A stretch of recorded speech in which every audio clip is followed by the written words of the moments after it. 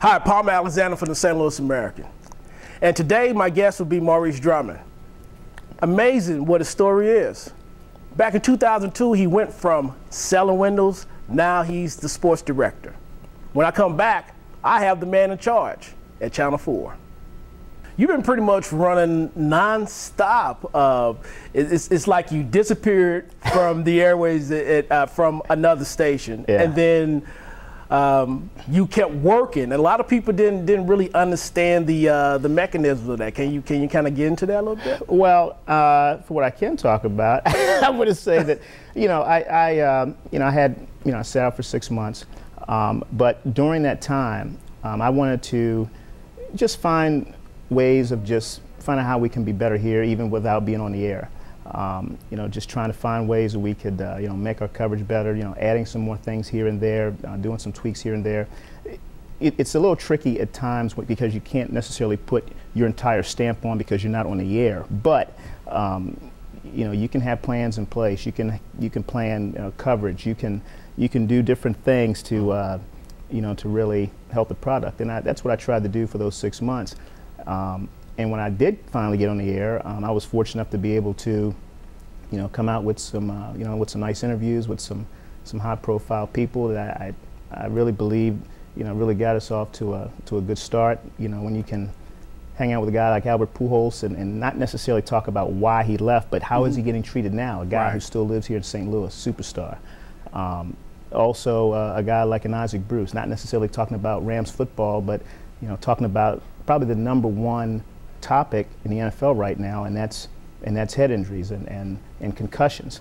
Also to get a guy like a Keith Hernandez, to come back, former Cardinal, great player, to be able to catch up with these guys. So these are the type of things that I really wanted to try to do something different, maybe do something that guys haven't been doing around here in a while, and just come out with a bang. Right. So hopefully that's what we're able to do. You rose through the ranks, and now you are here.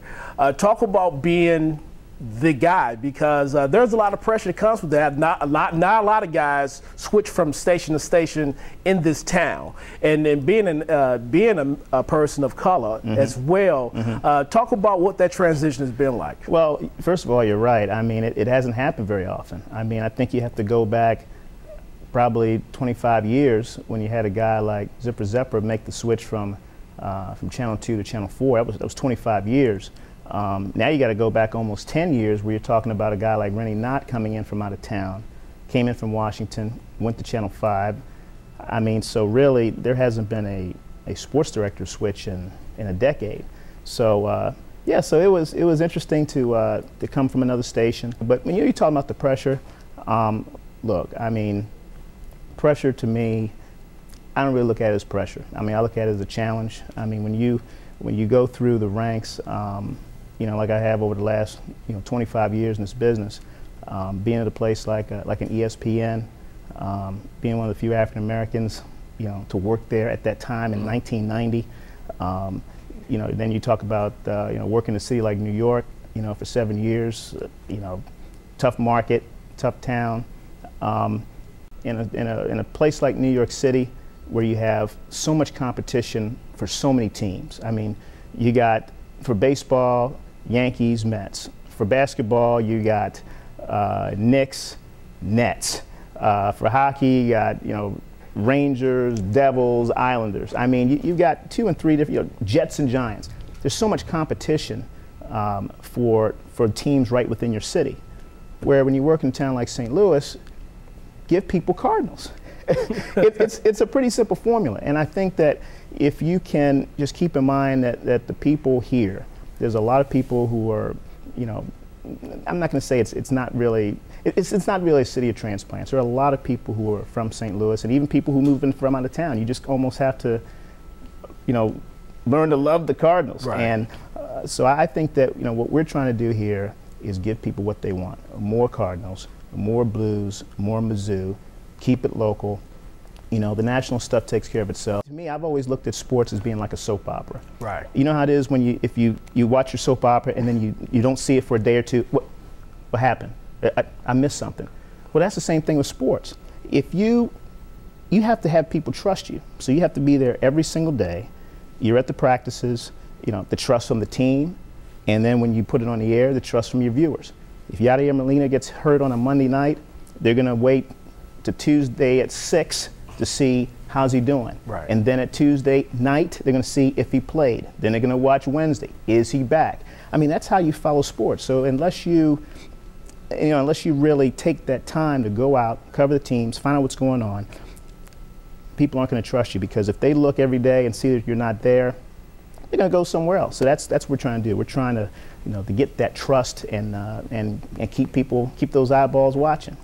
Your nickname is the Mayor. Last year, out at Rams Park, we was talking, and I noticed a different demeanor, and it wasn't the mayor; it was more like the president.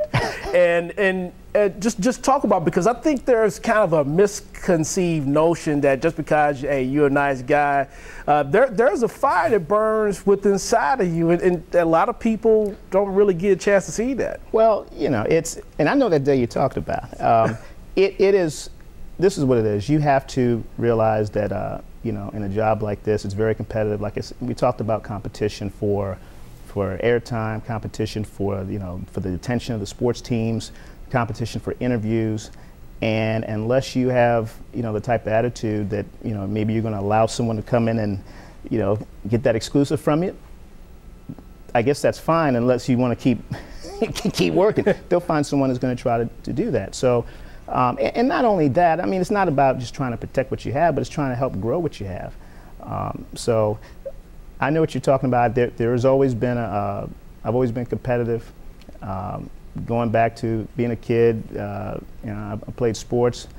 When I realized, obviously, that, as blessed I am with this body, it wasn't going to go anywhere professionally or even at a high college level. So a lot of my competitive spirit was kind of directed towards journalism, and I think a lot of the competitive fire that I gotten from playing sports kind of translated into this business. You came out of the box, John Gruden, Mike Tirico, you had the Chris Pronger, the one-on-one with Albert Pujols.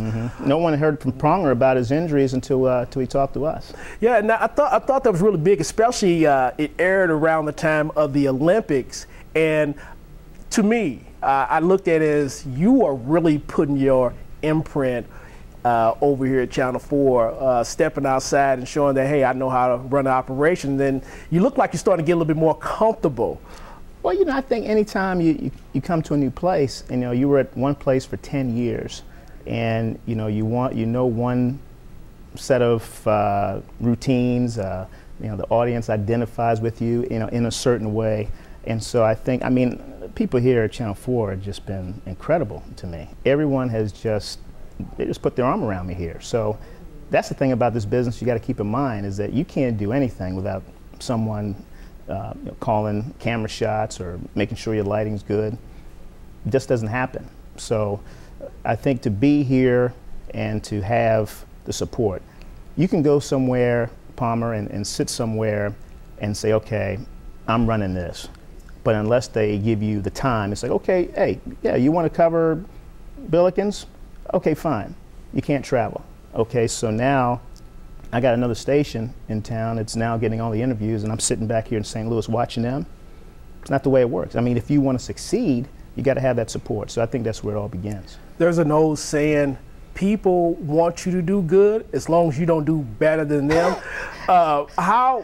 Listen, everybody talks. Our colleagues talk among ourselves. How do you manage to just stay above the talk? I don't have time. Who has time for that?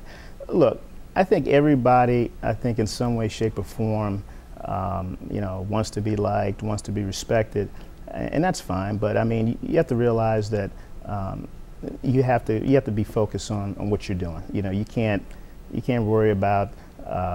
Like for instance, this is my team now. I can't worry about other teams that I've played for. This is the team I'm on. You got a family. Right. You got your family at home. You got your work family. Just take care of yours. And if people want to talk, that's fine. I'm not listening. From a historical standpoint, watching you and Sharon and even Andre Hempkins that just got done meeting Robin Smith. You've fallen in some pretty big footsteps of some of the people of color that have passed through Channel 4, and I've always felt that Channel 4 has been very progressive in that area. Yeah, I mean, I know Julius Hunter was obviously very respected here, and I'm from Baltimore. I know I didn't grow up here, so I know I can't go back but so far before 1995. But I mean, I know the history. I know what I know what the responsibility is, and I think that it means a lot, when people can say to you, hey, you're not only are you following in those kind of footsteps, but that if people say that you are actually succeeding, I mean, that's some of the best stuff that you could possibly hear. So, I embrace all of that, and that's why I don't have any time to listen to what people say, man. Why am I going to sit here and worry about, what he says about, a sportscaster or what he's wearing or whatever? That's minuscule stuff, man. We got business here, and that's why when I think about the people who have sat here and who continue to sit here, we just try to give them the best we can every single day. Last question. Channel 4 ran a lot of promos, really putting you out there, standing behind you. Talk about what it's like, because they giving you the ball and they say you are the guy. Talk about how does that feel to do that, and then the positive feedback that you've been getting from that. Well, it's exciting. It's not only is it exciting, but when I think you play sports. If someone puts the ball in your hands, you want to hit every shot, and so that's the way I feel. I'm like, hey, Channel 4 said, hey, look, we want sports done a certain way. We want some energy, we want exposure, and that's why I'm here. And so so the ball's in my hand. I'm and you know what? There also is a point there too. Think about Michael Jordan. He wanted the ball, right? I want the ball. I want that responsibility.